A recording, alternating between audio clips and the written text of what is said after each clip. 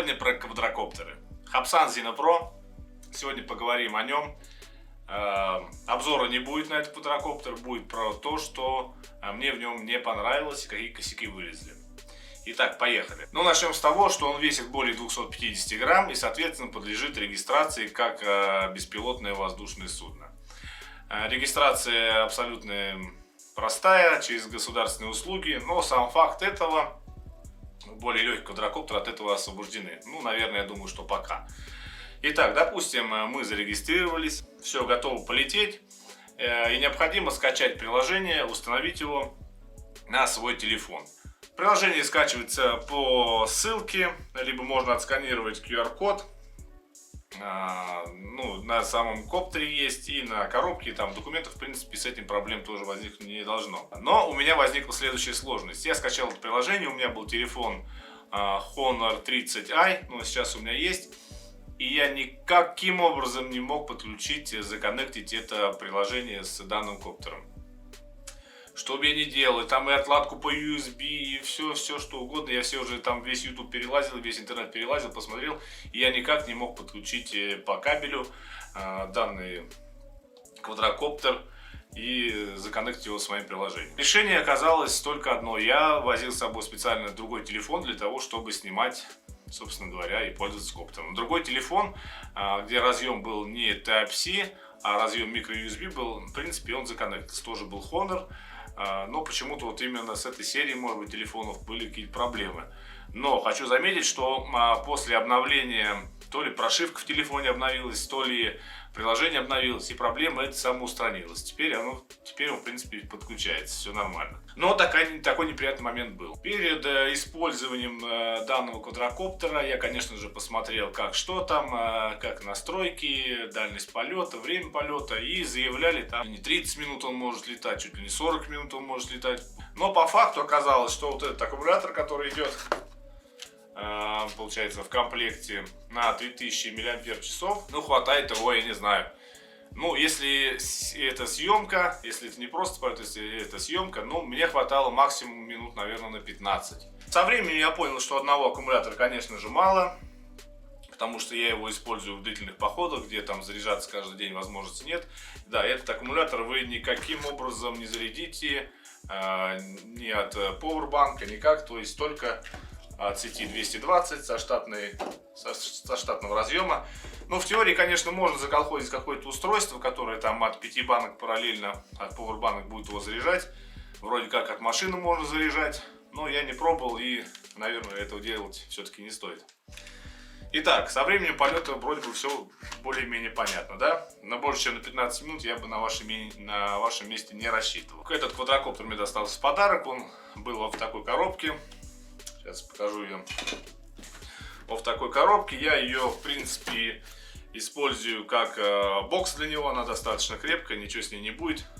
Дополнительный бокс я его не покупал, потому что он, честно говоря, дороговат. В комплекте были также винты. В комплекте была отверточка маленькая.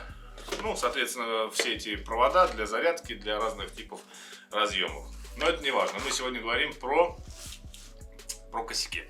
Перед первым используем всегда в приложении данный квадрокоптер нужно откалибровать по горизонтали, соответственно мы его крутим тогда, и по вертикали.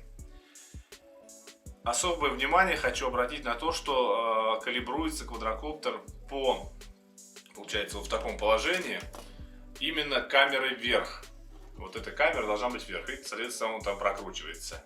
Я один раз по своей глупости откалибровал его, не придал этому значения, камере вниз. И при взлете он просто вел себя вот так вот, летал как спираль, я кое-как смог его посадить на самом деле. Это, ну, хорошо, честно говоря, что он у меня остался, что он выжил.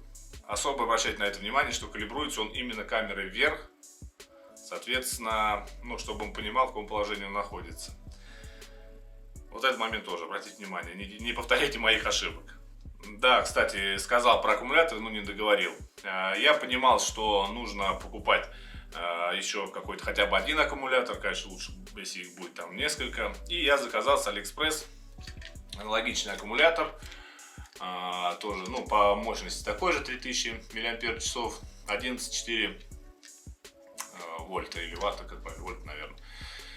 Он ко мне приехал, ехал долго, я обрадовался, сразу же, конечно, нужно было протестировать, подключил к родной зарядке, но почему-то зарядка не шла. Я пытался спорить с продавцом, деньги мне так не вернули, я решил отдать его посмотреть электрикам на работе. Они его открыли, и тут получается 4 проводка, по-моему, или 3, не помню точно, и один из этих проводков был просто отпаян. Поэтому зарядка не шла. Его припаяли обратно, пропаяли дополнительно все вот эти вот соединения, которые там внутри. И в принципе все работает, все заряжается. И даже скажу вам так, что вот этот аккумулятор с AliExpress гораздо, ну как бы скажем, лучше работает. Если на родном аккумуляторе я летаю максимум 15 минут, то на этом в принципе 20 минут спокойно. Но я говорю, что 15 минут это когда мне коптер дает сигнал, что осталось 20% зарядки и пора садиться. Или нет, даже при 20% он уже сам садится. То есть он мне дает сигнал при 40%. То есть, грубо говоря, до 15 минут хватает, и у вас остается еще 40% зарядки. Ну, я к этому времени уже возвращаюсь и сажусь, потому что все равно вещь дорогая, и я переживаю, что я не успею долететь до точки взлета и приземлиться. Лучше перестраховаться. Ну, коптер мы, конечно же, покупаем для того, чтобы снимать красивые виды сверху с высоты птичьего полета. Взлетал я на нем достаточно высоко, но очень затратно, я так понял, по энергии именно сам процесс взлета. То есть батарейка садится очень интенсивно. Если процесс полета, она как-то больше держит, я замечал. Снимает этот коптер достаточно хорошо, у него хорошая 4К камера. Хотя в 4К я снимал не так часто, я все-таки снимаю Full HD, чтобы ну, поменьше места занимало и проще было потом все это обрабатывать. Ну, в 4К картинка достаточно хорошая, Full HD картинка хорошая, камера отличная. Единственное, на что обратить внимание, нужно приобретать флешку, на ней должна быть надпись Extreme. То есть эта флешка специальная для того, чтобы снимать в формате 4К и чтобы не было никаких мерцаний, дерганий, именно приобретайте вот такую флешку. Это важно, потому что у меня была такая ошибка, что я поставил обычную флешку, ну какую-то такую, не помню, с AliExpress тоже какая-то была, или просто дешевая флешка, которую я использую там для записи в камере, да, в походах. И поставил эту флешку, получается, и у меня были какие-то мерцания на видео, то есть это было не совсем понятно почему. Ну, проблема решилась заменой просто более качественной флешки. Так, да, при ветре, если чуть-чуть уже ветер такой, не совсем спокойная погода, не штиль, то при ветре все-таки коптер начинает колбасить. Но стабилизация у камеры достаточно хорошая, это едва заметно. Заметно, когда сильный порыв ветра какой-то, резкий, да, и заметно его начинает колбасить коптер, ну, разово, получается, его мотнуло, и он потом встает обратно в положение. Ну, в принципе, при монтаже это решается, просто вырезается этот кусочек этого видео, да и все. В целом, коптер достойный, коптер хороший, пользуйтесь. Все функции я, в принципе, на нем тестировал, все работает, как заявлено.